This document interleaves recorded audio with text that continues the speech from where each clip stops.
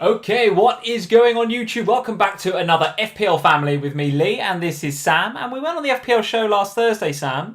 We're having a bit of a laugh in the car on the way back because I got a bit flustered on the show. And I made a couple of, let's face it, out there suggestions. I said if the goalkeeper that you're looking at between now and the end of the season was Jordan Pickford, that was the one I put out there. And I think I said put a cheeky punt on Benteke as well. Turns out I should get flustered more often. Your little crystal ball out. Two little pretty good picks there, right? Pickford and Benteke today. Not bad, eh? Not bad. What game week is this? What game week is this? Benteke. What even season is this, Sam? What even season is this? I noticed B's in the chat already. She's saying Right.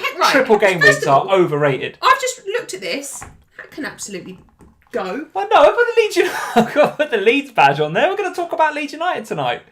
No.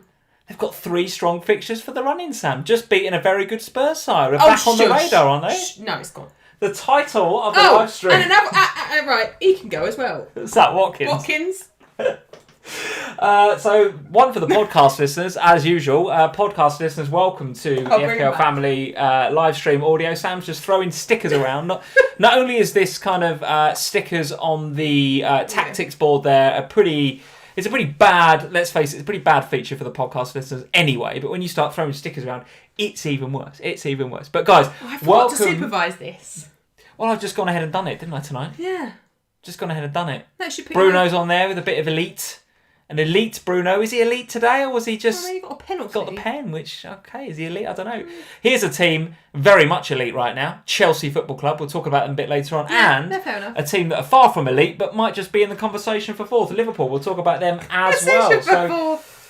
Well, suddenly, it's all looking quite tight up in that 4th spot, isn't it? Didn't we have this last year?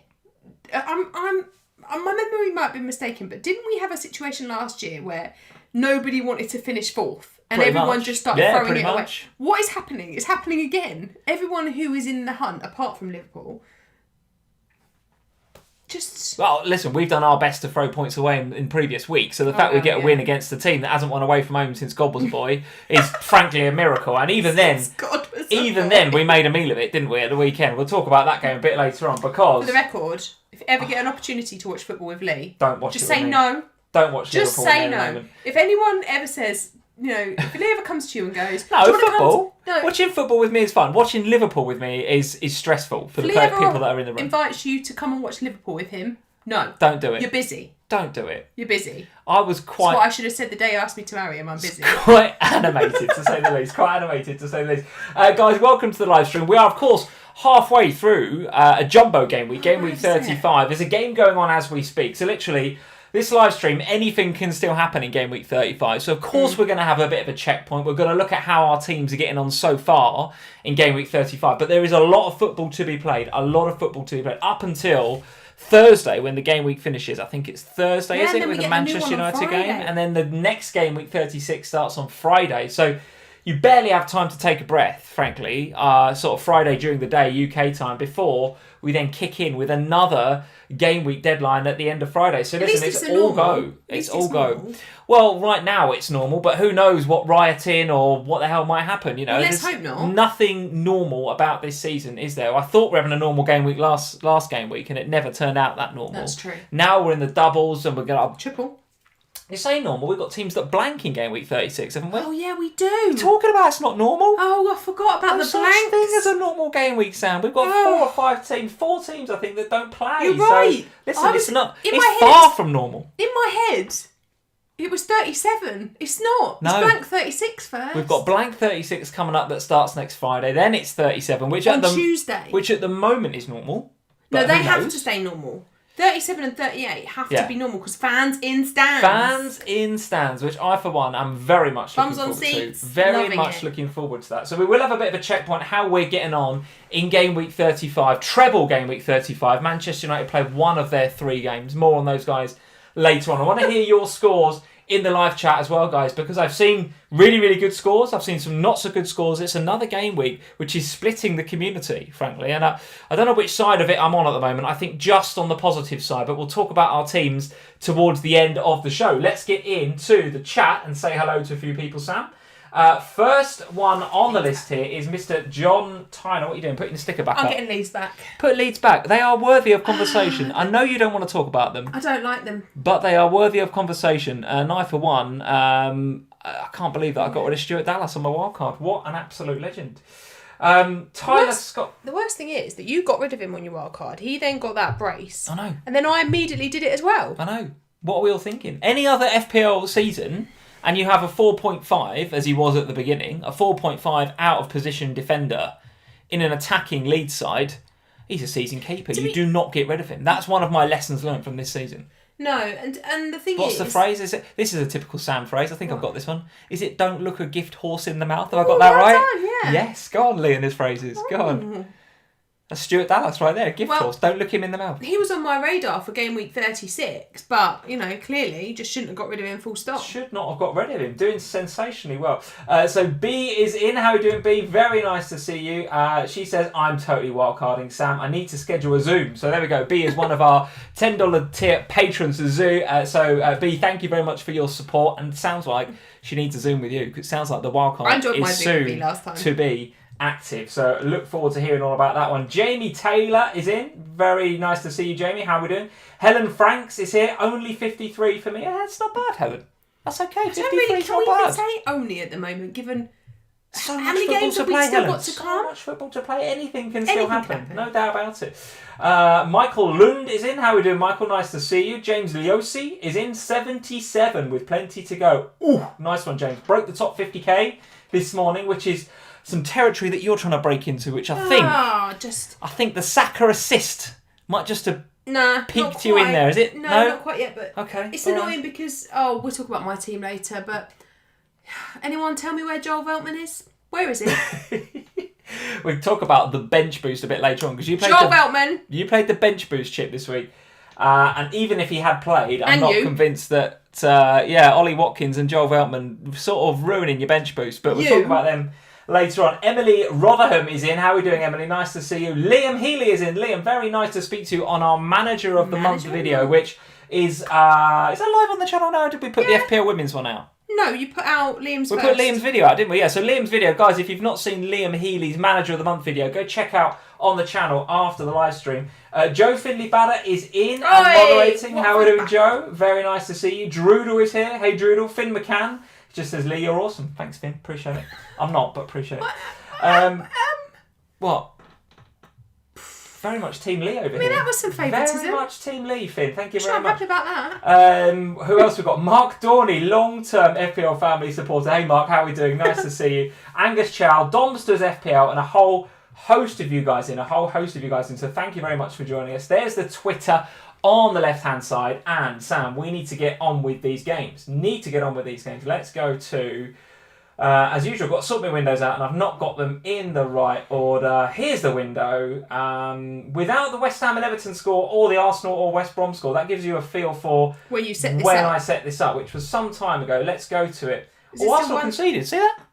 West Brom. Yeah, Pereira. We talked about this. Oh, Pereira. Yeah, we did talk about that. Yeah, we did. Sorry. Do you ever listen to what I say? Or, no, I don't. That's absolutely well documented that I don't. So lots to discuss tonight. I want to talk not just about the games and talk about our teams. I also want to give a Patreon update, but I also want to talk about a project that I've been working on at work. And when I say at work, for those of you that have been following FPL Family for some time, despite some of the rumours on Twitter, I'm not a full-time FPL manager, right? You do it with FPL Scout as part of your day-to-day 9 to 5, right? But I don't. I do something totally different. And I work for a company called Oracle. Now, Oracle is important. That's a name you're going to hear a lot more in the Premier League circles next year, because Oracle and the Premier League are partnering up for something called Match Insights. And I tweeted about it a few days ago, and I got a bit of a... It's not really a promo. I'm not promoting anything. I just want to talk about it because I'm excited about it. It's something that I've been working on for a few months. And genuinely, I think it's going to really change the game next year. Really change the game. I honestly think it is manna from heaven for FPL managers. Let's wait to see how the general public take to XG and risk factors of a pass and momentum trackers and all the sorts of things that Oracle and the Premier League are going to bring you guys next season. But for FPL managers, I think you're going to love it. So I've got a bit about that a bit later on. But let's get going with the game, Sam. Let's start with Leicester 2, Newcastle 4. What the hell are we saying about this game? Because Newcastle were fantastic, weren't they? Really, really good. It was that game that made me go, this is going to be a weird game week. This is going to be a dodgy game week. What is going to How happen? good were they, Newcastle? St Maximin and Callum Wilson, talk about making a difference in a side. You put those two in there, and suddenly the team just has the confidence. The confidence was flowing through that team, and they were great. Absolutely. Keeper had a fantastic game. Anytime he was called upon, he made really good saves. I know that they eventually conceded, but for a large portion of that game, they didn't look like they were going to. I actually was really impressed by Newcastle, and again, harping back to last season for a moment, but I remember last season talking about, just before we came back for Project Restart, talking about how Newcastle were maybe one of these sides that might have been on the beach last year and they might not amount to much. But actually they did. They finished the season strongly last year. And they're doing it again this year. Now, I do understand that they obviously have got more, or they had more potentially to fight for this year because they were still at risk of being dragged back down. Sure, yeah. But this year, with the performances that we've seen from them on the last couple of weeks in particular, and taking points from some big clubs, Leicester, Liverpool, sorry to remind you, making... I hadn't forgotten. They've made a real big leap, and like you say, having players like Callum Wilson and St Max come back has made the world of difference to them. Are there any of their players that sort of taking your fancy then? I don't think for game week 36, because they've got a home game against Manchester City in a game where I think Man City, if United keep winning, then potentially that's the game where City clinch the title. But anyway, you wouldn't bring them in, I don't think, ahead of Man City. No. But in game week 37, Sheffield United, more on those guys a bit later on, because I do actually want to talk about Sheffield United and Palace, because Sheffield United were dreadful, guys. Again. They were dreadful, and I've got some stats about Benteke, I've got some stats about Milivojevic as to why you want to target teams that are playing Sheffield United. Am I going crazy here? Sheffield United, Fulham to finish the season for Newcastle. Is it worth a punt last 2 weeks, or am I just freestyling now? No, I don't see any reason why you can't go Callum Wilson or St Max for the last couple of game weeks of the season. I really don't. I think, we saw last year that they... Feels a bit why not, doesn't it? I mean, we saw last year that they can perform at their best when they want to late on, and I think there's potential this year for them to continue. They've got nothing to fight for now in terms of they are all but mathematically safe. Yeah. However, there will be changes at Newcastle next season, and there's always, particularly players like Callum Wilson and St Maximin, they're just the sort of, they love the game, don't they? They love playing. They're not going to just... There's a few teams in the Premier League right now that are trying new stuff out, right? And we've seen that with Burnley over the last few game weeks, right? They're trying to be more attacking. They're trying to get away from this kind of like, we're low block and we're ultra defensive, etc. And I think since the new assistant manager's coming at Newcastle, he's tried to get them higher energy. They've been working on the fitness, you can see that. And they're trying to play a more attacking, more eye-pleasing brand of football. Now, without Callum Wilson and St Maximin, that's quite difficult because you haven't got...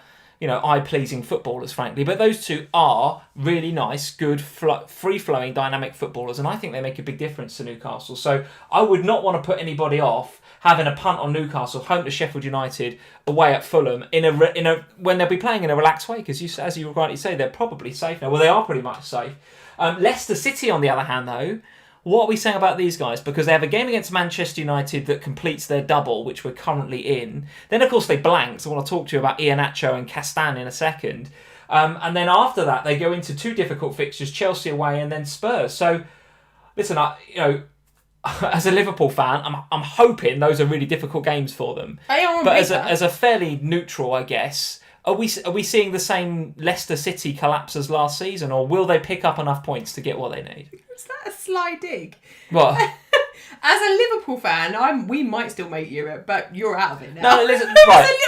That was a little sly. It definitely wasn't. You be a neutral and talk about it because I'm trying to be diplomatic on the live stream. Of course I want them to crash and burn, because that means Liverpool got more of a chance of top four. No, I'm not saying that, but you said it was the way you palmed it up to me. You talk about it because Spurs can't make it anymore. So. No, I think it was you talk about it because I obviously want them to crash and burn, but I'm trying to be neutral. Because I'm a Spurs fan, and I can't give up hope. What are you saying about Iheanacho and Castagna? Okay, so my honest opinion with Leicester is I can't work it out. At the end of every season, they seem to just go through this sort of blip. But Iheanacho, I think, is slightly different because he... Another well-taken goal, wasn't it, yesterday? Yeah. Friday. Yeah, so even when Leicester are struggling, he's still returning the points. So he's a very, very difficult one to sell, even with a blank in 36. And even with the fixtures the way that they are, I think that Chelsea game maybe makes it a bit of an easier sell because Chelsea are so good defensively. Yasser Ali is in the live chat. He's saying, time to sell Iheanacho. I can see Iheanacho being sold by a few, including myself, actually. I have to say that it would be very reluctantly if I did so because, again, it feels a bit like Dallas, right? Unbelievably good value, Iheanacho. And he's not doing anything, frankly, that would mean, yes, I definitely want to get rid of him. There are just other players that I want to bring in. And coming out of this game week, it's blank Chelsea Spurs. I mean, they are three... Well, obviously the blank's not good, is it? And then 2 difficult fixtures to end the season. Can he score in those games? Of course he can. Spurs at home, he can definitely score, right? Chelsea will be more difficult for him. Yeah, but Chelsea what are we saying about... what's your plan? Are you keeping Iheanacho? Haven't decided yet. Right. So Castagne is definitely going. 100% going for Dallas. That's 100% happening. Then there's a conversation to be had about... And maybe this is where we go next. Because there's a conversation to be had about whether it's Iheanacho... that goes for somebody like Antonio. Right. But then West Ham today, we'll talk about them in a minute. Or whether Saka goes and I replace... Because it's got to be one of them because of the blank situation. Yeah. 3-1 to Arsenal, by the way. Sorry to interrupt you. 3-1. Willian with the goal. Who got the assist? The guys, I'm sure, will say in the live chat if it was a Saka assist. Until we find that out. Okay, I'll carry on. Or whether it's Saka, because I need to lose 2 blanking players next week to ensure a full 11. So Saka or Iheanacho will be the ones that make way. It's a tough call, to be honest, because there's more players in the Iheanacho position that I fancy a punt on. Yeah. But he has been a lot more steady and reliable than Saka has. Yeah. So... It's a tough call, but Castagne's an easy sell, I think, right now. All right, well, listen, second so far across the game week for BPS amongst forwards, Iheanacho. So, listen, again, I'm sitting here thinking of selling him, but it feels really wrong because the kid is doing absolutely nothing wrong whatsoever, but I do feel like I want other players. Let's go and talk about some of those other players then. You've already mentioned Antonio. I've mentioned my man here, Dominic Calvert-Lewin, up on the board already once this evening. What are we making of that game? I must admit, I thought he got it spot on tactically, Ancelotti. I thought he set up in a system that was there to frustrate David Moyes. I think he did a really good job. I was really surprised by how poor West Ham were today. Really? I was expecting more from them than we saw. I agree with you about Dominic Calvert-Lewin, and I think for me, I looked at these 2 fixtures and thought, how many goals do I think he's going to get against West Ham and Villa? Because Villa on their day can be defensively incredibly solid, as can West Ham when they want to be, although not so much lately without Declan Rice, but they can be. Yeah. So I didn't see him necessarily getting a hatful, but you look at Calvert-Lewin's fixtures, particularly for 36 and 37, and it feels quite frightening to go into those games without him. Having said that, they are way better away from home than they are at home. Yes. So for them to go and pick up 3 points at the London Stadium, I dare say they'll have I back them to beat Villa in the week as well, especially without Watkins, etc. I'm backing Dina and Coleman, Dina in my team, Coleman in your team, to bag us another clean sheet, fingers crossed. Let's hope so. I think they'll get another result against Villa. And then they go home again, and you think, oh, maybe not. But it is Sheffield United, and it is Wolves. And we will talk about both of those sides, probably in the next 2 games, because, good Lord, they're bad, both of those guys, aren't they? I know Wolves got the points today. Oh, yeah. But I kind of feel like... They had 2 players sent off against there them. was only one team in it until the Dunk sending off. I don't know. We'll talk about that game in a second. But I agree with you. Not having Dominic Calvert-Lewin or some sort of attacking Everton asset. Talk to me about Sigurdsson, Richarlison, these sort of guys. Is it Dominic Calvert-Lewin if you're going to go for one? Yeah. Yeah, I think it is too. I noticed actually, as I keep saying, we'll talk about Palace in a second, but I noticed Benteke top for shots actually so far this game week, according to the members area on Fantasy Football Scout. With 7, by the way, that's 2 more than Callum Wilson and Gibbs White, so he's top right now. And also noticed that, where was it? It was under aerial duels. I have to have a look at this. Yes, Benteke, top for aerial duels 1 as well so far this game week. Which is unusual because it's normally a defender that wins that. Which is 20, by the way, 20. And Fofana was next, obviously you're right, a defender. And then Souček after that with, I think that looks like 14 and 13, or maybe even 13 and 12 respectively. But anyway, Benteke way out ahead on 20. So what does that tell me? That tells me in a game where Crystal Palace, who let's face it are on the beach and haven't been that great recently themselves, coming up against a team that will allow the big striker, the good in the air striker, to win aerial duels and get shots away. That's got Dominic Calvert-Lewin written all over it for me against Sheffield United. The only hesitation I have, you're 100% right. If I was really looking to kind of justify not owning him, James Rodriguez is normally the one that puts in the balls for him to win aerially. And without him being there, could that be an issue? Maybe. Having said that, it's Sheffield United, they're woeful. Dominic Calvert-Lewin is going to get more than 1 goal in that game. I have to say, I'm looking at my team for next week, and DCL looks like a reasonable captain shout. I mean, we'll talk about it a bit later on. And of course, still got the Aston Villa game to play. He might get injured, etc., etc. But at time of recording, DCL, I think, is going to be quite highly sought after for the captaincy next week. One to look out for. 2 super chats, Sam, that we need to catch up with. One from Shakalaka Mecca Leka. Shakalaka Mecca Leka. Shakalaka Mecca Leka. Thank you Love for it. the super chat. Had 10 playing in game week 36 before today. So 10 playing for next game week. It's not terrible, but it's not great. You could just about get through there. But has got Watkins and Dunk. So now, No, but Watkins is big okay. problems. No, Watkins is fine for 36. He gets one Oh, match of course. Of course. So Watkins will... Yes, absolutely right. I don't know, was Dunk's a straight red? Yes, because he was a last man, I think. So that is a problem. Dunk is a problem. Yeah, that is a Watkins will be problem. back for 36, so that's not the end of the world. That was my iPad going off, giving me a Sky Sports news alert to say that West Brom have been relegated from the Premier League. Arsenal, what have you done? You've relegated a team. I don't think you can blame Arsenal for that. I think you can blame Sam Allardyce. Don't you always feel a bit sad when a club goes down? Not Sam Allardyce, Sam, no. I super do. chat from Mark Dorney. Thank you, Mark, for the super chat. Not getting the best out of Lingard playing deeper with Ben Rama playing gives them a problem if they don't fix it. Yeah, let's discuss that then. I've realised I've got another super chat from Rio, which I'll come to in a second. But let's address Mark's point there, given that we are talking about West Ham and Everton. Jesse Lingard then. It's tough, I this said one. during the game, and you were right, you agree with Mark, I think, because I sat there during the game and I made a flippant comment and said something like, good to see Jesse Lingard kind of regressing back to where his stats were suggesting he could be, as in not banging in every 5 minutes. But you quite rightly pointed out in the same way that Mark did, well, actually, with Ben Rama playing there, it's him that they look to for not just the outball, but the creativity. And Jesse Lingard's playing a little bit deeper and a little bit more within himself. He had a couple of shots on goal today, but he's not got that quite central running through, breaking through at pace role that he had before. So is he a problem for you now, Lingard? How do you feel about him? Well, he's not a problem for 36 because, to be honest, anyone that's playing in 36 is welcome. Yeah, he's got a game, so we're going to play. Yeah. I also think Antonio being back has caused some slight issues with Lingard as well. I don't think it's just Ben Rama. I think because Antonio they've now got an actual forward there. So it's just change of position, and it isn't ideal. It's definitely not ideal. Yeah. In the same way that when Lingard arrived, it wasn't ideal for Souček either. He had that, I'm going to be a slightly deeper role. Do you think it's changed Lingard's mentality a little bit? And what I mean by that was, for a little while there in that West Ham team, he was the main boy, wasn't he? He was the one getting the goals, getting the assists, getting the everything. Front man, bang, it's all built around me.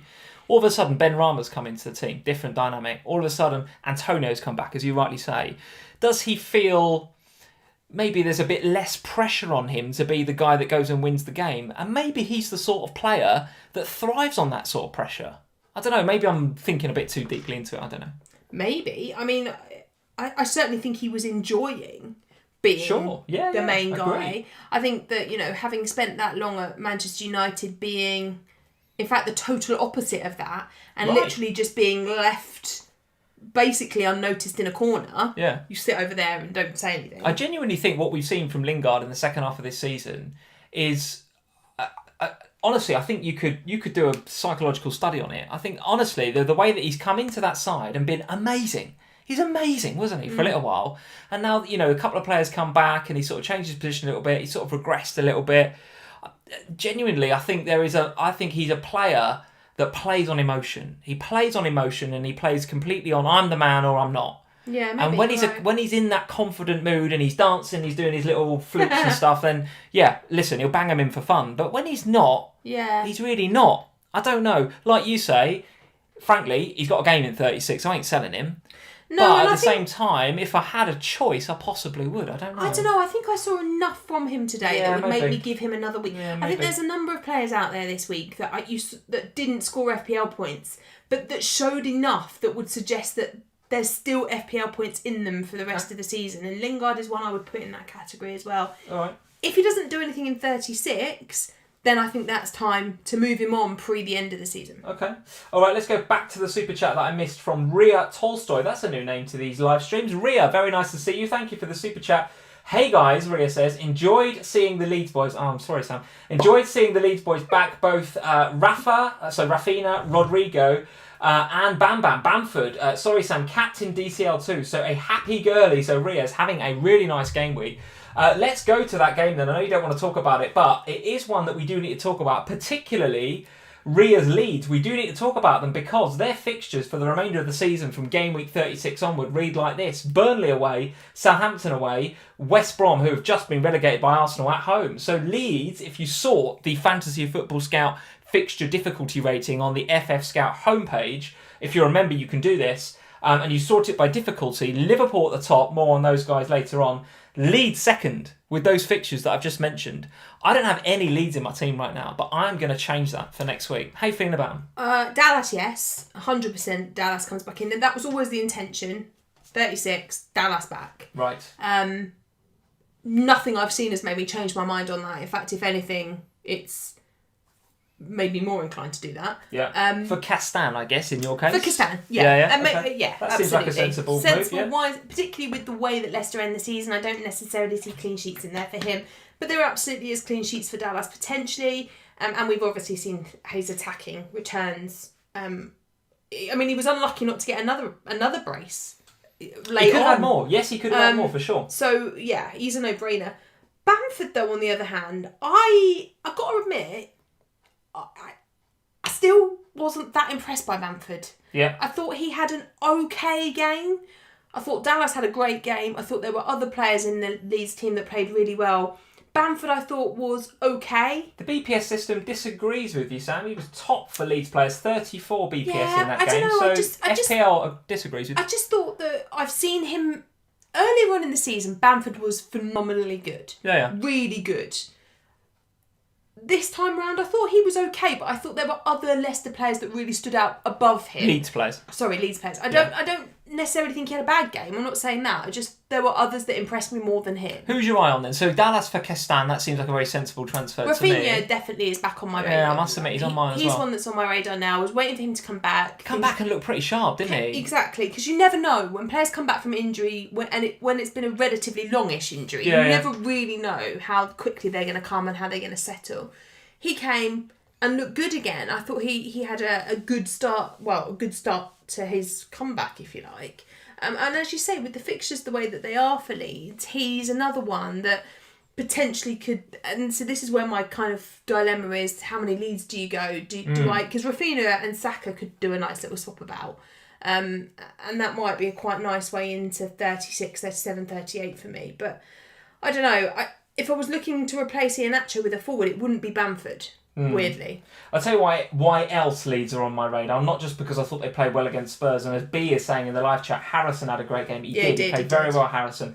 I noticed actually that Calvin Phillips came on for like the last 2 minutes of the game, just as a sort of late substitution. Yeah. That is good news for Leeds fans. That is good news that he's back, because he's the one that picks up those spaces. That whoever it is in the opposition that drops in that number 10, he always does a really good job. He makes them such a better outfit, Leeds. Not that they necessarily needed him in this game, but certainly I think him coming back makes both Dallas, Bamford and Rafinha all on my radar. And I must admit, I'll talk about my moves, potential early thoughts for moves for next week at the end when we talk about our teams. But Dallas and Rafinha both definitely look on for me. They really look on. Let's talk about your boys for a bit then, Spurs, because their fixtures are pretty good, right? Wolves and Aston Villa at home in the next two, which are teams that can ship goals, of course. followed by Leicester away on the last day, which could be a pivotal game, could be huge that. But what are we saying about this game? 2 blanks now for Kane in a row. Is that a problem? Oh, yeah, but don't even talk to me. Literally don't speak to me about VAR because I actually... On another day, it could have been very different. I can't fathom that first one at all. The second one was offside. However, I won't talk to you about VAR then because also had, I don't like talking about it. He also had one off the bar. He also had another... Like, there were so many occasions yesterday where he could have and should have scored FPL points. So Kane is one that I'm absolutely not concerned about. As Danger C says, though, in the live chat, he says, Kane, 0 goals under Ryan Mason. Is there a problem there? Oh, shut up. You ain't selling him ahead of Wolves at home, are you? Let's face it. No. You are not selling him ahead of Wolves and Aston Villa. I think, and I think, there will be some out there who bought Bale in. Because I think he's a bigger talking point than Kane. I think you're going to hold Kane for the next couple of fixtures. I can't imagine anyone's thinking of selling Kane. I wouldn't have thought so. Particularly given his record against Leicester as well. I do want to have the Bale chat, though, because... But Bale would think is more interesting. Having 3 games stand out in my mind, Gareth Bale games. Burnley at home, 4-0, smashed it. Palace at home, 4-0, he smashed it. And then last week, who I forgot that he played, Sheffield United, hat-trick. He's a fat-trap bully. So, all at home, all against crap opposition... And you're coming up against Wolves and, Leicester, Aston Villa next. But 2 home games against, teams that are struggling, let's say. Aston Villa are struggling for form, no doubt about it. Had a fantastic season. But right now, they are struggling for form and clean sheets. Should we be looking at Bale ahead of these 2? Not maybe for Leicester on the last day. But here's 2 games where certainly for Wolves. FPL history this season says to us, Bale starts and does well. Yeah, I think certainly for Wolves. I think what we've seen under Mason is an attempt to play... football in the way that suits our forward players, and that is a bit more kind of a gung-ho approach, and that works against Crystal Palace, it works against Sheffield United, it don't work against Leeds, and it was never going to work against Leeds because Leeds work hard, they track back, and they're hard to play against, so you don't play Bale. And actually on the sorry to cut across you, it was the second Leeds goal. I think I put it in the Slack and I was speaking to the patrons during the game. I think it was Alioski and Harrison got 2-on-1 against Aurier, and I was thinking... That's never a good place to be. So first of all, it's Aurier. Secondly, I'm like, well, where's his winger help? It's Bale. And I'm like, Bale just hasn't tracked back there, has he? And he's just left him 2 for 1. Aurier I actually didn't think had a bad game, but I think he was left so exposed by the fact that Bale wasn't tracking back. Agreed. Now, I love Gareth Bale, and I will back him. But he is a luxury player. And in my view, that game against Leeds was an Ndombele game. And he should have been in the centre of midfield with Højbjerg, bossing the middle. Because if you put 2 strong players like that in the middle, and then you play your luxury players. So what is that? Is that naive from Mason? Is that just he put Bale in because Bale scored hat-trick? You can't drop him the next game, surely. That's what he must be thinking. Maybe, but I also think he wants... I think Mason knows that our best players are our attacking players. And so he wanted to go out there and play... attacking, creative football. And I can understand why, but as soon as I saw the team sheet, I thought, they're going to attack well, because Leeds do. They've got good attacking players. You know what you're going to get. Yeah, totally. So my view is tactically, Mason got it a little bit wrong in this game, and I think he could have fixed it had he taken Bale off a bit earlier than he did and put in Ndombele on. At that point, we were 2-1 down. We probably could have... But despite that, you now hold your Spurs assets of Wolves, Aston Villa at home. Even Bale, I'd suggest. Because he's going to play all out against Wolves, because that's what he'll do. Aston Villa is a bit more difficult to read, but I suspect we'll play in a similar sort of attacking vein against Villa. Just very quickly then, if you were going to bring in Son or Bale ahead of those 2 nice fixtures for Spurs, would you go with Son or would you go with Bale? Because Son, despite looking knackered again, week in, week out, again, brings home the FPL points. So you can't argue with him, can you? He looks exhausted. Even the goal, did you see? On the goal, he scores it, he just stands there, he just puts his smile as if to say, I need a holiday. Just standing there like, I'm knackered, but I can still bang it. He can go to Portugal, the Sandwich Islands, where else can he go? Or Australia and New Zealand, he can have one. Get his jab and off he goes. I think, this reminded me of that stupid jab and go advert. Yeah. I'd go Bale. Honestly. Bale out of 2, yeah, maybe. I think I'd agree with you. At this point of the season, if you're going to go with the Spurs midfielder, go with take a risk and go with Bale. It's got more potential upside. Very good. All right, let's move from that game. And I just want to talk really briefly about Sheffield United Crystal Palace. Not because we should be bringing in any of their assets, in my view, but this is a team, certainly with Sheffield United, possibly with Crystal Palace. Let's look at them in a bit more detail, maybe on another week. But Sheffield United, as I mentioned before, Christian Benteke top for shots with 7 this game week. Wilson and Gibbs-White with 5 each. So Benteke way out there in terms of shots so far this game week. Milivojevic joint top for chances created alongside Albrighton and Trent with 5. And then, as I mentioned before when we were talking about Calvert-Lewin, aerial duels, Benteke top with 20, way ahead of the next best, which was Fofana with 13. So all of those statistics suggest to me that Palace, and I say that like that because it's Palace, they are crap. They gave Sheffield United a torrid time. So what on earth will the likes of, let's see who they've got coming up, Sheffield United, they've got Everton, then Newcastle, then Burnley. All 3 of those teams you should be looking at, in my view. Dominic Calvert-Lewin. Yeah, I think so. Sell him for Callum Wilson. What, just do a little Sheffield United hokey-cokey? For Chris Wood. For Chris Wood, yeah. You definitely should be targeting Sheffield United. That was really, really inept. Am I being harsh on Palace? What I want to know... Go on. ...is why on earth Brighton could not keep a clean sheet against these guys a few weeks ago when we all had the double up. Yeah. But yet everyone else... Bloody McGoldrick. The one week I had Veltman and Tell me about it. Sanchez. So annoyed. Anyway, so am I being harsh on Palace then? Were Palace good in that game? No, nobody's good against Sheffield United. I actually thought Benteke was all right. Oh, all right, yes. Benteke was all right. If he'd have played against anyone else, would he have won 20 aerial duels? No. No, absolutely not. So here's not. a question. I don't think too many FPL managers bought in Benteke, and even fewer, I think, bought in Eze.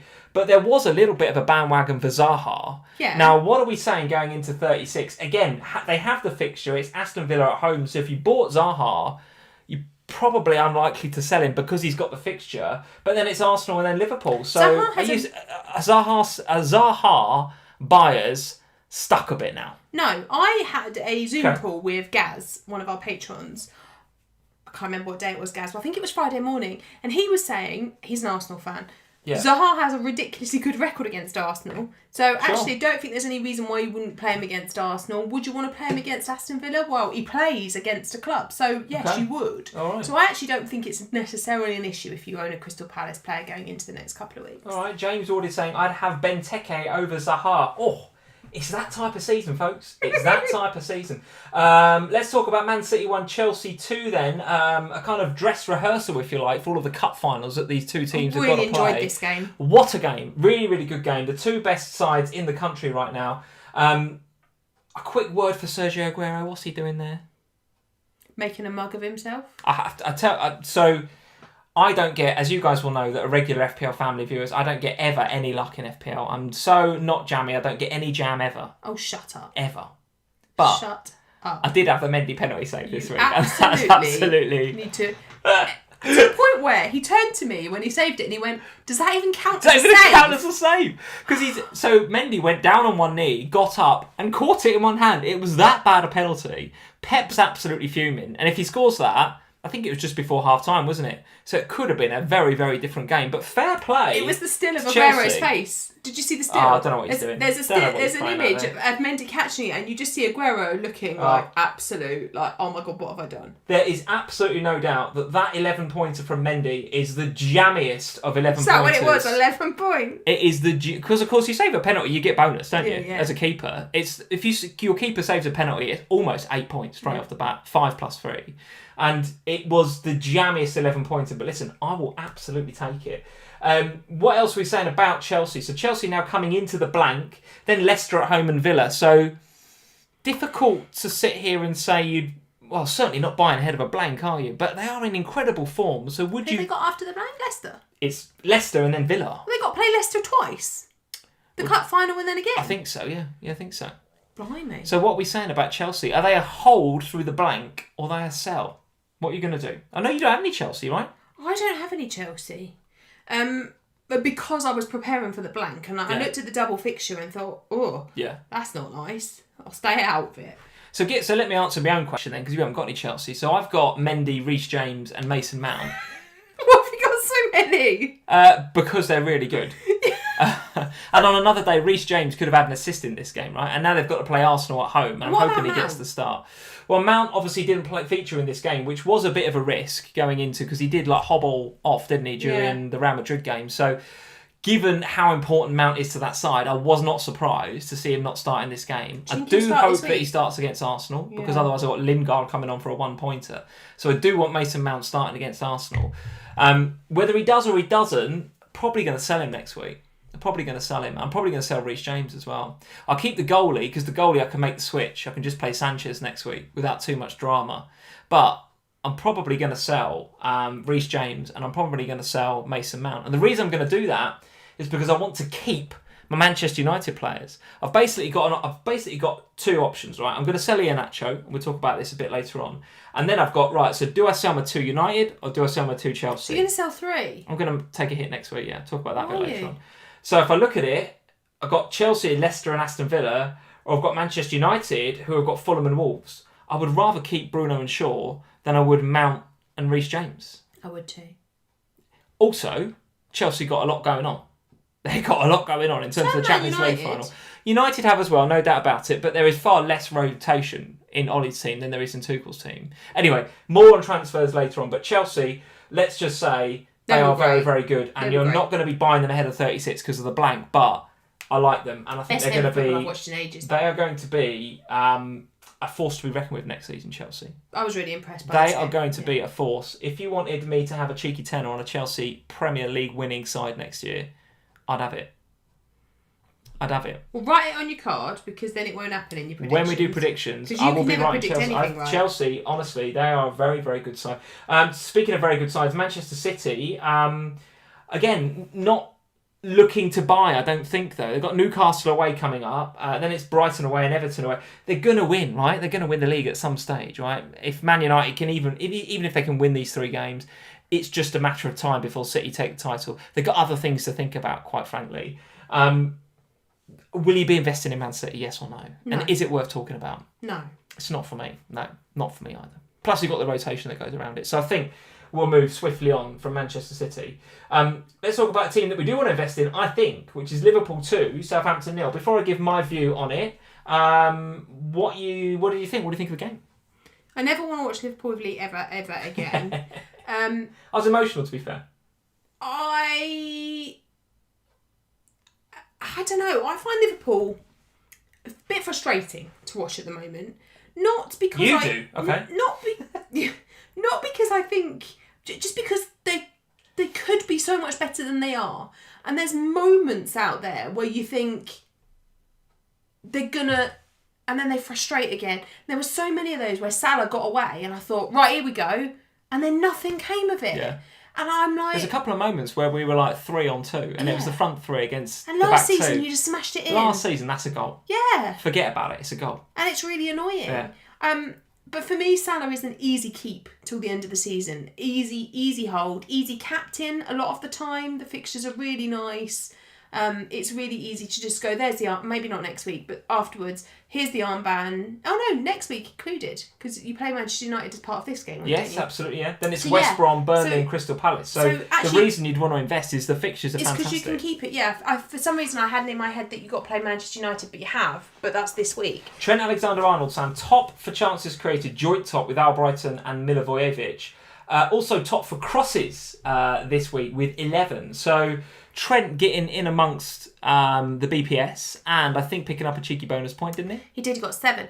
And I must admit, I enjoyed watching Trent. He was putting in some nice balls and there was a couple that went whizzing across and I was like, are you joking? Why is no one tapping that away?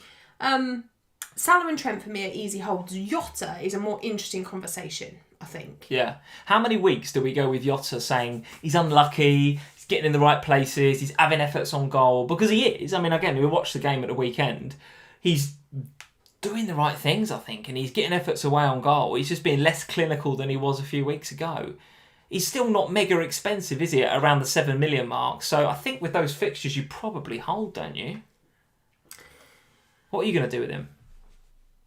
I don't know. You can't sell him because he's got a game. I'm not selling him. And it's West Brom. I'm not selling him for 36. Yeah. But if he blanks against West Brom in 36, I can see me selling him for 37. Well, the other thing is that Liverpool's next two are away from home, West Brom and Burnley, where traditionally we have been better. Yeah. I still think there is this Anfield jitters that kicks in, right? Definitely was again yesterday. Jitters wherever you go at that 80th minute. Well, I don't know if I totally agree with that. I'd say away from home we've been a lot better. Leeds and the Llorente header, maybe, save that one. But even in this game, at home for Southampton, it was panic stations again for the last... Panic. I did panic. Yeah, I did. Everyone panicked. I did. At one point, he said, giving you an insight into my life last night, he gets to 60 minutes and he's like, fidgeting. Edge of the seat. Can't get sit still. And then he says, if we're still 1-0 at 75 minutes, I'm not watching it. I'm not, because we're going to throw it away. I'm not watching it. And then he's watching it. And then he's all fidgeting. And I was like, I'm going to do something else. So in the end, I literally wasn't watching because I was so stressed by your stress. It's really difficult with Liverpool, but I think the fixtures are just too nice. John Chappell, thank you, John, for the question. He's saying the question isn't, do we sell Jota? The question is, who is better than Jota for that price? And there's a couple of guys coming in saying, well, it's Greenwood, players like that. But Rafinha, well, he'll cost you, 2 million less, won't he? So I think there are options, John, to be honest with you. But I do think with those fixtures, I still think he's going to get some game time. And for me, he is just about hold. Just about. He's borderline sell, though. Do you think that... I know we can't do anything about it now, but do you think Jota's going to play against Manchester United, start, or will the team sheet be the same as it was before? Because if he does start against Manchester United, does that put him at risk of not starting against West Brom? I don't know if I fully understand the question, but I don't think he'll start against Man United. Which means he probably will start against West Brom. I think he'll probably start against West Brom. Fine. That was my question. I maybe worded it badly. Before we get on to Manchester United and we finish up with the games, I do want to talk about something that I mentioned at the top of the stream. So this is the new match insights that are going to be part of the Premier League's broadcast for next season. So this is something that I've been working on at work, right, for the last sort of few months and weeks. In the background. Now, for those of you that know me reasonably well, the patrons will know me reasonably well, I don't do FPL full-time. I'm not like a Sam from FPL Family or a General or anybody else, right? I don't do FPL full-time. What I do full-time is I work for a company called Oracle, or a data company. And Oracle, and by the way, this has nothing to do with me. Oracle and the Premier League decided to get together and form this partnership where Oracle is providing some of the underlying data platform. And this is getting a bit geeky now, guys, so bear with me. But I think it's going to be really interesting for FPL managers next season. So the Oracle Cloud is going to provide the underlying data platform that some of their analytics partners are going to provide some of these analytics for the shows and for the broadcasts next season. Now, when the partnership got announced, and there's a link in the description below if you want the full press release, because it is genuinely it's a really exciting thing for me. But I think it will be for FPL managers as well. When this starts to come to life next season, we've got 3 stats that are going to be the kind of first stats that we put out there on August the 16th. We've got the average possession, average formation in and out of possession. We've got the momentum tracker, which is something new that we haven't seen before. And we've got a live win probability tracker as well. So all of these 3 stats, you can see them on the press release in a bit more detail. But it's something that's going to bring the broadcast a bit more to life. And I think for FPL managers, and for maybe even the FPL show, right, in the future, this could be something that we use on the show. But it's something that I've been working on for a few months in my real job, let's say, with Oracle. And I'm really, really pleased and excited to tell you guys about it. I did tweet about it a little while back, so if you want to go and check out my tweets, check out the press release, read up a bit more about it. But it is something that we're going to see more of at the beginning of next season. We're going to see match insights powered by the Oracle Cloud. And I, for one, am really, really excited about it. I've been speaking to the powers that be internally at Oracle as well, and I'm hoping that you and I, are going to have some of these stats and some of these graphics and some of this data and some of this analytics to use here on FPL Family. That's what I'm intending to. So I don't know to what extent that's going to be. Could just be some static graphics. I don't think it's going to be anything dynamic at this stage because, frankly, we haven't got any servers running in the corner here, have we? We've got a plant. We've got a plant. That's about the long and short of it. But if we've got some graphics that we can show, some, in terms of momentum through games, what effect that might have on FPL, we're going to start introducing that and start integrating that into some of the broadcasts that we do on Sunday night in next year's FPL Family broadcast. So listen, it's exciting for me. I hope it is exciting for you guys as well. Check out the press release, see what you think, get tweeting about it. It is going to be, I think, a bit of a game changer over the next few years between this mashup between the Premier League and Oracle Cloud. I think it's going to be really, really good. So keep your eye on that. I think it's going to be really, really good. Let's go back to the game, Sam, and talk about the final game that I want to talk about, which is the Manchester United game today. Aston Villa 1, Manchester United 3. Great goal from Traore to get Aston Villa off the mark. But Manchester United, as Manchester United tend to do, dig in and have got options off the bench as usual. Cavani coming in with a classic Cavani goal. Well, exactly as we said, didn't we? So we were asked specifically about Cavani on the FPL show, and both of us said it doesn't matter if Cavani doesn't start these games because he always has the potential off the bench to register points. Always. And that's exactly what we saw. Yeah. Comes on, gets a goal, looks good. Now, yes, he's I hate to call him an old man because effectively makes me an old lady. However, from a Premier League perspective, he's an older... He's an old statesman, isn't he? He's in his mid-30s, yeah. And, so he's not going to be able to play 90 minutes week in, week out. He's certainly not going to be able to play 90 minutes every other day. But every time I see him come off the bench, he bags. I don't know whether that's just in my head, and I'm sure that's not always the case, but he always seems to get something when he comes off the bench. But he comes in because he's got such a good footballing brain. He ends up in the right position all the time. So whenever his movement for when Rashford picked that ball up, and Rashford does a dink over... Cavani's movement is so good on the goal. It's so good. And I think, for me, if I was Manchester United, I would be doing my utmost to keep him for next season because even if you can only get 20 minutes out of him each game, the 20 minutes that he gives you are so worth it. Agree. So what are we saying about Manchester United now? So the blank and then Fulham and Wolves. So... do you agree with my sentiment earlier in terms of I'm going to be benching Shaw and Fernandes, bringing them back for the Fulham game? Would you agree with that? I'm doing the same. Yeah, I'm think keeping so. them both. The only thing that slightly puts me off and I'm slightly wary of is the Maguire injury during this game in terms of Shaw. Yes. Because from what Ollie was saying, it sounded a little bit like he wasn't really sure. They're always not really sure, are they, straight after a game when they're first are. So it'll be interesting to see how that pans out. But I'd be surprised if we see Maguire again in the rest of this triple game week.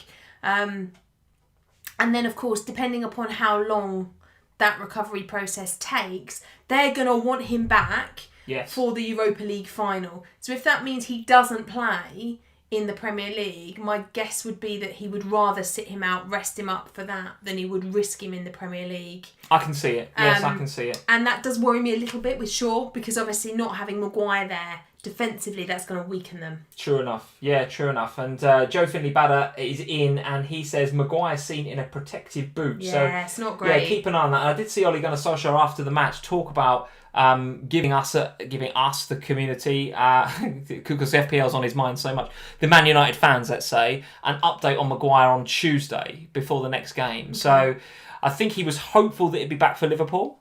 But let's see. Obviously, he's a big player for them. Obviously, they want him fit for that final. They really want him. Just a quick word on Rashford, second for chances created, joint second with Harrison from Leeds, who, as we mentioned before and B mentioned, had a really good game. Rashford with 4 chances created. So Rashford in this slightly more creative role for Manchester United today, which was interesting. Again, sort of feeling his knee a little bit throughout the game. So I don't know whether there might be a little bit of something that he's managing. I know, Well, he's been managing it for a few weeks, hasn't he, to be honest? He's been managing it for a bit. So probably ahead of that blank for United, we're not thinking of bringing anybody in for 36, but they're a hold for me. They're absolutely a hold. What about your man Ollie Watkins then and Aston Villa? Seem to be falling away a little bit towards the end of the season. Has this long, chaotic season just caught up with Aston Villa a little bit? Are they just starting to feel the thinness of their squad a little bit? Maybe they are. They are heavily reliant on certain individuals to perform well. And you can't just keep rolling out the Grealish rhetoric though, because in previous weeks they've been pretty good. But I don't mean Grealish actually at the moment, because he's kind of been gone for so long that I've sort of forgotten about him now. Yeah. But they've been heavily reliant on Martinez having good games and keeping the clean sheets. The defender, the likes of Mings and Konza at the back being solid. Ollie Watkins scoring goals up top. Like, there's been a core spine in that team that's been so important. But what we're seeing is some just mistakes from that core team lately. Ollie Watkins getting sent off. Martinez letting in some goals. It's not a mistake. But Ollie not Watkins... a mistake from Watkins. Well, It's just not a red card, though, is it? I mean, that's that. It's a second yellow. Oh, is it? Well, it's a dive. If you dive, you're going to get a second yellow, aren't you? It's the. I mean, don't get me wrong. I'm glad. I wish he didn't get it. Without turning it into a VAR discussion, because we could have those every week, but what bothers me is the inconsistency. Right? Yeah, we see dives, if that's what you want to call it, like that every week. Well, and they don't get punished. Why should Watkins be punished all of a sudden? Doesn't make sense. And I think that's sort of what Watkins was saying. Yeah. I think that's what he was saying to the ref. I agree with you, by the way, but by the letter of the law, he's dived. It's a yellow card, and therefore probably it's anyway. Regardless of that, I think not having Watkins, it's only for one match. Can you say letter of the law again? You sounded like... No. You sound like Line of Duty. It sounded like Ted from Line of Duty. I'll bring the wee donkey into it as well in a minute. Anyone that doesn't watch Line of Duty's just gone, what? What the hell are they talking about? So without Watkins, obviously for the second game of the double game week, but he will be back for 36. So don't sell him. Don't panic. Guys, don't panic. He will be back. Yeah. It is annoying, don't get me wrong. -1. He's the third most sold player this game week already, you know that, right? So people are panicking, but I'm assuming everyone watching this knows what they're doing. It's only a one match ban, yeah. He will miss next game, but he'll be back for game week 36. I do sort of get on board with what you're saying though with Villa. I do feel like they're a bit leggy. I do feel like they're running out of steam a little bit. Okay. So it'll be interesting to watch them play again against Everton this week and see how that pans out, because obviously they've then got it's not an easy run in either. They've got Spurs in there. Who else have they got? Aston Villa got Crystal Palace away, Spurs away, Chelsea home. So they've got this mixed bag. It's a mixed bag, isn't it? Ria's in the live chat. Ria says Mary, Joseph, Jesus, and the wee yellow there card. You go. There you go. And there's other. So Mark's in there saying he touched him. Sam, what can you do? He touched him, so it's not a dive. Mark doesn't think he actually did get some contact. So I didn't see any contact. But then it's VAR and it's the angle they show you. I don't know. I honestly don't know. It annoyed me. No, it didn't. It annoyed me not as much as the Harry Kane goal that should have been a goal. Look, if it's a dive, it's a dive. It's a dive. Okay, let's move on. Move on. Can't say anything about it. We can't talk too much about Arsenal versus West Brom because... Who got the third assist, by the way? We didn't watch the game. Nobody by the look of it. Assists were Chambers, Sackett and Townsend in that game. So no one got the third assist? No one got... I thought you guys said Willian got a goal. No? Clearly not. Yes, I'll tell you what, I haven't refreshed my page. Let me refresh my page then. Yes, there we go. 3-1. Willian, no assist. There we go. What is the no point assist. of that? Do you know, really Still annoys got some Saka points in that game. Really, don't goals with no assist really annoy you? No. They really annoy me. Apparently Willian won the free kick. Thank you, actually. Willian won the free kick, so he scored from his own free kick. He should get an assist. No, he shouldn't, because he scored the goal. It's not should the rules, get Sam. both. It's not the rules. It's the letter of the law, Sam. Right, moving on. I'm really sad there's no Line of Duty to watch tonight. Moving on. We have to do a Patreon update for you guys that are following us over on Patreon. So if you want to come and join us over on Patreon, now's not a bad time to join us, but we are getting towards the end of the season, so this is a bit of a promotion really for next year. So of course we'll carry on our Patreon over the summer. If you want to join us and come and support us over on patreon.com/FPL Family, just to say thanks for the work that we do, and for some of the new benefits that you can see on screen, either the bonus podcasts, the Slack access, the Manager of the Month competitions, the Zoom calls, everything that you can see there, and all the details are on patreon.com/FPL Family. If you want to get involved over there, now's maybe not a bad time to get involved at the OHANA tier. If you want to sign up for $3, you get charged $3 on the day you sign up, but then we're not charging our patrons in June and July, quite frankly, because there's not much content going on. Not a lot of Premier League football and not a lot of content going on between June and July. Having said that, both of us, I'm sure, will still be in the Slack during the Euros. I'm pretty sure we'll be in the Slack and talking to the guys and talking to the patrons 100%. over the summer. And at some stage in June and July, the game, FPL, next season will be released, right? And we'll start to talk about players and prices and drafts and all that sort of stuff. So we will not be charging our patrons for the months of June and July. So if you want to come and get involved with FPL Family over on Patreon, then maybe kick off on the $3 OHANA tier. You'll get charged $3 for this month, and then you'll get June and July for free, and then we hit it again in August, and we go around again for next season. Sounds good to me. Go check it out. If you fancy checking it out, you are very welcome to do that. And our Manager of the Month update for May looks like this. A man is currently at the top. And by the way, this is at the end of the previous game week. So at the end of game week 34, this is how the standings were. So Aman is in there at 73 points, Gavin in at 68, and Tony in with 65. So, of course, still lots of football to play, lots of game weeks to go, and we'll do, obviously, a full Manager of the Month update for May this time next week when game week 35 will be in the bag, and, of course, 36 will already be underway, won't it? Already be underway.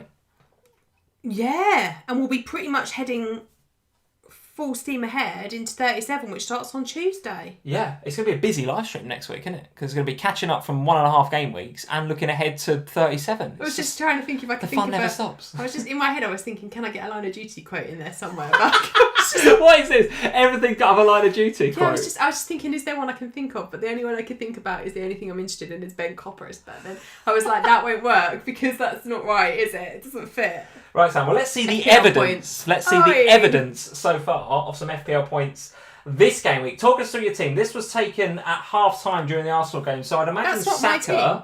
That is your team. That is your team that you sent me not so long ago. Saka yeah, it's on my team. 6.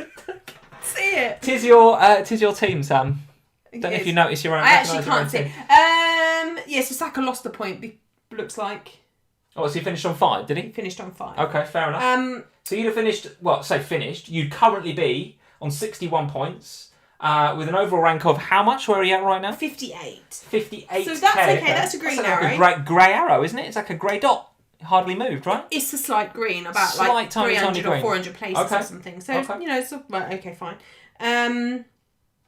But obviously a lot to play for. I mean, the bench boost has been, pointless. Veltman, what even is that? I mean, where is he? So talk me through the bench boost. The bench boost was a bit of a catastrophic failure, wasn't it? Well, no, Coleman's still got a game to go. Right. So if Coleman gets anything in the second game, then it'll be okay.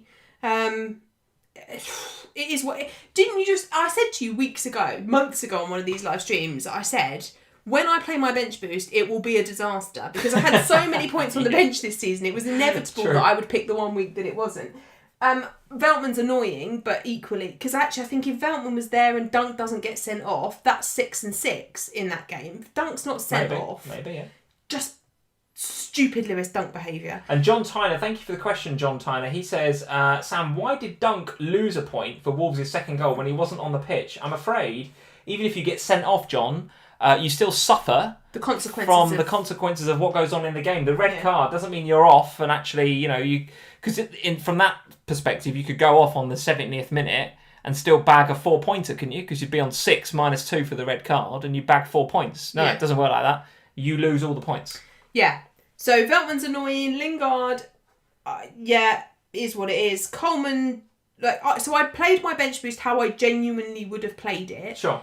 Like I wasn't doing any of this tomfoolery and benching players that I wouldn't have benched, which is what people do. Tomfoolery, you called it, have you? I've heard it called stronger, but yeah. But I don't understand it. I don't know why people do it, and I would never bench Kane. So Kane would have always be played, and therefore it would likely have been Coleman that ended up on the bench because I bought him in actually for 36 and 37 rather than this week. Okay, sure. So let's see what he does. There's plenty of opportunity there for points next time around because obviously I've got Martinez, Trent, Kistan, Anshaw, Salah, Jota, Fernandes, Saka, Iheanacho, should be Watkins, but no, and Coleman to play again. So plenty of opportunity more to go. Yeah, plenty for more it to go. be better. 61. I mean, look, if it's not over 100 by the end of this game week, I need a recount. Well, now you've said that, maybe, but it's looking. I think it's looking good for 100 pointer. The question obviously is how many other people get 100 points. Oh, right? So most people should. I think most people are looking in around the sort of maybe 50 and 60 area right now. Most people should. And I've seen some scores in the 70s and 80s, but 62, a very very small green arrow. You'll take that right now, given that you've got plenty more to come. I've got 64, which is pretty good. That takes me up from 114k up to 100k. That's that Mendy jam for you. The Mendy jam was absolute jam, but I will take it. I need it, and I'll take it. It was disappointing not to see Mason Mount play, so I've got the 0 pointer there, unless he comes back and he's fit for the Arsenal game. Then I'd back him to get something in that game, right? I think, Arsenal playing okay. I'm sure they did all right against West Brom, but look, they can concede against West Brom. They can concede against a Chelsea team that are absolutely on fire, right? Fernandes still 2 to go. Shaw 2 to go. Trent, James, Dean, same as you, right? I've still got plenty still to go. It's only Kane that doesn't play again. And even Mendy's got another chance of a clean sheet and a penalty save. So I'm reasonably happy. Mendy gets another jammy penalty save, I will literally... I'll throw him. I haven't got a picture of him. I can't throw him. Yeah. So Joe Finley Badder, by the way, saw your bench boost and went, "Mother of God, your bench boost." Brilliant. Love that. Literally love that. Yes, Joe. We've got to stop all of the Line of Duty quotes, because people that don't watch Line of Duty are like, "What are they talking about?" Right. If you don't watch Line of Duty, where have you been for the last? True enough. Yeah, true enough. Wherever. Off you go. As he after says, this. as he's in the chat, he says, Lee is on for the spoon. What is that, 4 times in a row now? That spoon has been locked in for weeks, mate. Don't you worry about it. It's been locked in for weeks. What's between us? What's between us? We've got 30 points. Yeah, it's not happening, is it? It's not happening. But my goal for the season is I want to get inside that top 100k. I mean, a couple of weeks back, I had 2 or 3 game weeks that were frankly catastrophic. They were mother of God game weeks, no doubt about it. All right, fella. There was a couple where I had no Kane and he got 19 points. There was a couple where I tried a differential captain, it went wrong. There was one where I had a game week rank of over 8 million. It was just horrendous, and I dropped to like 212k. And it's taken me about 5 or 6 weeks to get back up from there to sort of claw. It's such a slog at this stage of the season, isn't it? It's such a slog back up into the 100k. Well, it's on template, that's the problem. And the template players have been performing. Yeah, they have. For the most part. Yeah, absolutely. And that makes taking them out and choosing differentials really difficult. Yeah, it's been very, very difficult slog back up to 100. But I'm pretty happy to be at 100, and I've got plenty still to play in this game week. So fingers crossed, same as you, I'll get back up into maybe the 100 for the week, up into that top 100k. That would be very good. I'll take that. I would absolutely love that. Thoughts on transfers, very, very quickly, because we're running out of time. Thoughts on transfers for next week. What are your early thoughts? And they are early thoughts because so much football to be played yet. I'm definitely doing Castagna to Dallas. And because, that is 100% happening. And because Dallas has already played, that may happen. I may do that soon because I'll just keep watching price rises and falls. And then it will be a wait and see as to whether it's Iheanacho or Saka that goes as part of my the other free transfer that I have. I mean, I suppose there's scope for doing 2 and taking a -4, but we'll see. Okay, very good. I'm thinking 3 transfers. I have 2 free transfers. I'm thinking of making 3 and a mini-wildcard. How many do you have not playing? Well, I will have Mendy, but I can do the switch to Sanchez, so that's an easy fix. I've got James, I've got Shaw, and I've got Fernandes and Mount, and Iheanacho, so 5. So I've got 5, as well as Mendy. So you're basically giving yourself a sub? Yes. So what I'd do is I would bench 3 of them, and I'd have to... I would transfer out 3 of them. Bench 2. And I'd bench 2 of them, yeah. And I'd be benching Fernandes and Shaw. So my thinking is I will sell Reece James, I will sell Mason Mount, and I'll sell Kelechi Iheanacho. And the players that I'll bring in will be Dallas, Rafinha, and Calvert-Lewin. My early thoughts. Very, very early thoughts, because... the thing is, if I did 3 transfers, those are exactly the 3 players. Is that what you think? Yeah, that's what you think. So I think they're going to be popular, right? But as we said, lots still to go in game week 35 still. A super chat, another super chat from Shakalaka Mekalaka. Makes me want to go Shakalaka. What is that? I've got absolutely no idea what you're talking about. Shakalaka Mekalaka, thank you for the super chat. If Mendy saves another pen, Sam, get his beach towel. That's it, yeah. I don't know what you'd do if he saved another penalty in this game week. Throw the whole board. Throw the whole board. We're not sure we'd be back next week, guys. Not sure we'd be back next week. We would be back. We would be back next week, and we've got plenty going on this week. Well, you have. Am I busy this week? What's going on? I'm going off to the Seychelles, putting my feet up on the beach. As per previous pod, yes. And you, as per the previous pod. What was that on the last pod? Jules and Ron wanted to send everybody to the Seychelles on the FPL pod last week. You and him were going off on a plane somewhere, weren't you? What's going on? Me and Jules weren't. We were talking. He was talking about players that were on the beach that you should avoid, basically. So Lee is on the official podcast this week, And Lee's also on the FPL show this week. It is a very late night It's FPL a late show. FPL show, yeah, it is, yeah. So if you're in the UK, wait for the following morning for it to become available on the Premier League's website. But if you can watch live, I think it's due to start 11 UK time. 11 UK time. So I'm going to be late home. That's going to I'll be a be late starfishing in the bed and you won't have no space when you get home. So pod and show for me. Pod and show for Any me. fancy football scout stuff going on with you this week? Yes, so there will be a scout the game week this week. It will Very go good. out on Thursday. That will be with Nymphria. Oh, superb. So Okay. ladies that FPL. And we are also releasing the next part of the Ladies in FPL content on our channel this week. I think that's scheduled for Tuesday morning. Tuesday, look out for that video on the channel, yes. So that'll go out on Tuesday with Nim again, and also with Holly from FF Community and Kylie from the Three Amigos. And there will be a Pro Pundit article from me this week while I talk about... I don't know yet. Probably probably my final, because I think it might be my final. Yeah, it'll be my final one before the end of the season. So I'll probably talk about how I'm going to plan to end the season. Probably. The run in, as per the title on the thumbnail for this live stream, because it is now, the end is in sight. We've only got 2 or 3 game weeks left to go, guys. Countdown. So start thinking about what you want to do in game week 36 when the chaos of game week 35 is over. Think about those blanks, get managing them. We'll see you this time next week when we will be amidst that chaos of the blank game week, and we'll be looking forward to game week 37, which starts... We're finished though. We will actually have had a finished game week. Well, 36 have finished by this time next week. Yes, because it starts again on Tuesday, so it has to have finished, doesn't it? So oh goodness me, it's a football overload, isn't it? So yeah, so 35 will have just finished on the Thursday. 36 starts on the Friday, ends on the Sunday, and then 37 starts again the following Tuesday. So we're going to be very, very busy this week, guys, and we'll be back this time next week, 8:30. I'm not going to do my ending, just so you can confirm that. No, that's right. Everton and Sheffield United are playing while we're live streaming next Sunday night. That's the last one of the game week. Could just be pinging every 5 minutes. Dominic Calvert-Lewin goal, couldn't it? Could be a little watch along if we've got DCL captain.